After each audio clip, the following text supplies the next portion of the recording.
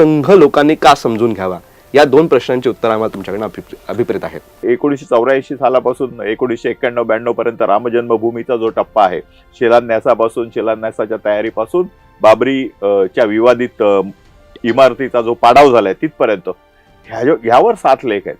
तर त्यामुळे संपूर्ण 100 वर्षामध्ये जी महत्वाची गोष्टी आहेत ह्या विस्तृतपणे सांगितलेल्या आहेत. आणि संघ म्हणजे केवळ दक्ष आणि आर्म नव्हे, संघ म्हणजे समाजाला जिथे जिथे आवश्यकता भासेल तिथे तिथे धावून जाणारी एक संघटना आहे. बघा 1962 साली चीनच्या युद्धामध्ये एवढं अप्रतिम, ज्याला सिव्हिल सर्व्हिसेसचं काम जे गुरुजींच्या नेतृत्वाखाली झालं, त्याची पोचपावती म्हणून 1963च्या 26 जानेवारीच्या परेडमध्ये संघाच्या लोकांना बोलावणं पाठवलं होतं. आणि 26 जानेवारी 1963 जी परेड झाली दिल्लीला, त्यात संघ स्वयंसेवकांची तुकडी होती, घोषही आपला होता. आता 1962 हे झालं.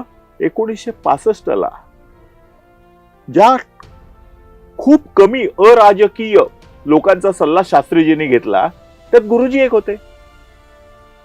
1965 पण काम केलं, 1971 पण काम केलं. हे युद्ध काळात नाही, पण ज्यावेळी नैसर्गिक आपत्ती येते तिथे पण तुम्ही पाहिलंच असेल की सर्वात आधी जो धावून जातो तो स्वयंसेवक असतो. आणि त्यामुळे संघाचं आपत्ती व्यवस्थापन यावर पण लेख आहे.